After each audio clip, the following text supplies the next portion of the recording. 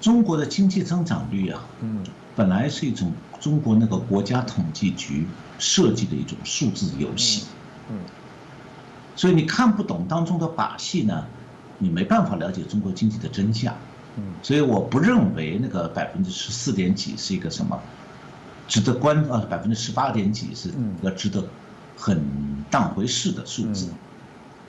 为什么我刚才这样讲？我来举这样一个例子啊，比方讲，去年我家养20只鸡，大的鸡是8只，小的鸡12只。那么今年我向大家报告说，我家的鸡增加了25%。那么请问我家今年有几只鸡？我这个问题好像有点像小学3年级的课算术题啊。我们答案是不是25只？因为20只增加25%，应该是25只，对不对？错了。你如果采用中国国家统计局的这个数字游戏的方法，实际上我告诉你说，我家今年鸡只剩下12只，从20只减少到12只，明明减少到40%了，我可以算出来增长25%。这个就是中国官方统计的奥秘。那么为什么会是这样？我来解释一下。我还是用鸡来做例子，因为通俗一点好懂。首先，比方讲，我会规定说小鸡容易死，所以我只算大鸡不算小鸡。其次呢，鸡要是发鸡瘟死掉，那我就只算活鸡不算死鸡。比方说去年有12只小鸡，今年死掉6只，少一半，对不对？那因为我本来就不算小鸡嘛，所以不影响鸡的统计总数，小鸡死多少都不算。那么去年我养的8只大鸡里，今年死掉2只，应该是减少了2只，对不对？但是有4只小鸡长大成大鸡，那么我家的大鸡统计数据就从8只变成10只了，所以呢，算是增长25%。你不要以为说我在开玩笑，如果仔细阅读中国国家统计局公布数据下面的说明，你就会发现说他们用的就是我讲这个方法。这个方法呢，通俗一点，我把它归纳起来叫3个法宝。第一个叫做计大不计小，第二个叫做计活不计死，第三个叫计涨不计跌。那怎么讲呢？就是计大不计小，指的是说它只公布大企业的业绩，不公布小企业的盈亏。我们都知道，经济景气变化的时候，首先反映在中小企业上，大企业不那么容易倒闭。那如果统计局只统计大企业的增长，把经营亏损的小企业排除在外，就像我上面讲的例子里头，我只算大鸡不算小鸡，那么经济增长率自然会比较高啊。还有一个叫做计活不计死，什么意思呢？就是说你个中型企业业绩成长到比较大的规模，因为它去年业绩很低，不在统计范围里头，今年就会把它算进来，因为它成长了。那么这样的话，很自然显得说整体经济增长快。那么有的企业去年的业绩高，列入了统计范围，今年业绩下降很多，那怎么算呢？中国的国家统计局计算整体经济增长率的时候，就把这种业绩从好变差的企业，它的数据从去年的基数里拿掉，就相当于我刚才举的例子，计活不计死。就是说，你这个企业经营不良、破产了、倒闭了，这个业绩变差太多，我把你排除掉，去年也不算你。这样的话，这个死掉的鸡，它不当鸡了，所以就变成报好不报坏。那么这2个方法其实在中国是公开的秘密。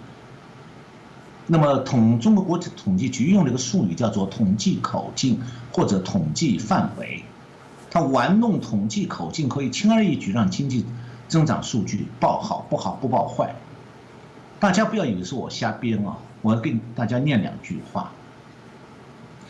段话，是来自于中国国家统计局4月16号发布的统计新闻数据，标题是2021年3月份规模以上工业增加值增长14.1%。在这段新闻最后一段附注，关于统计范围的说明是这样写的：首先，他说，这个增长率是指年主营收入2000万以上的工业企业。其次，由于规模以上工业企业范围每年发生变化，和上年公布的数据存在口径差异。主要原因是统计单位的范围发生变化。每年有部分企业达到规模纳入调查范围，有部分企业因规模变小退出调查范围。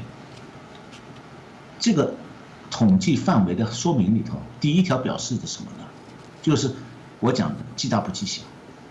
那只有主营收入达到2000万以上的企业才可以纳入统计。也就是说，小企业倒掉了，倒掉就倒掉了，反正我本来不算。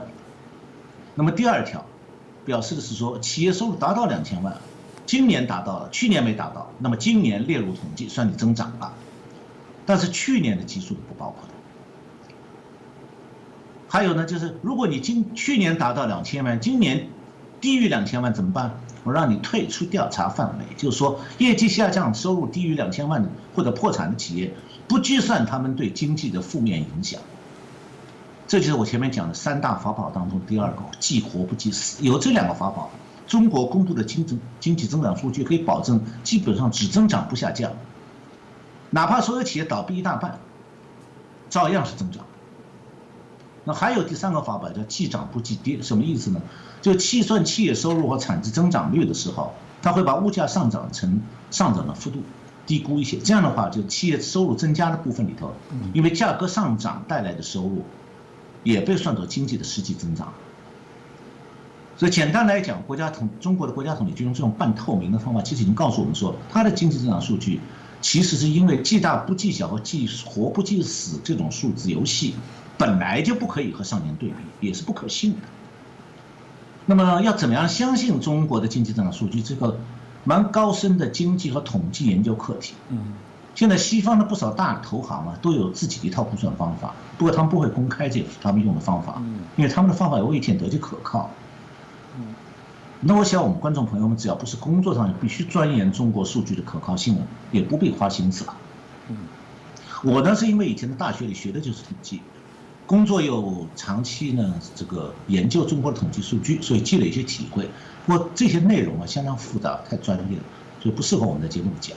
我的体会是说，你尽量参考非官方统计数据，还有就随时了解中共官方统计的刚才讲的统计口径、统计范围这种变化，然后分析这种变化给数据带来什么影响。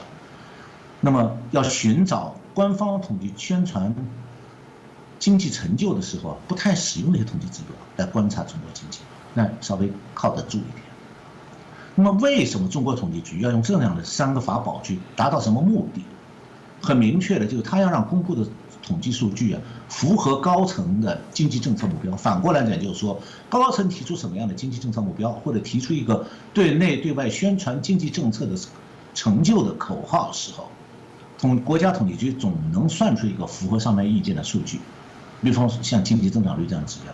所以在中国，上面要求是多少，统计局肯定给出符合要求的数据。那么对统计局局长而言，那是政治任务。从这个角度来看的话，你完全相信中共官方的增长数据的时候，等于就完全相信中共文件口号。说白了，上当。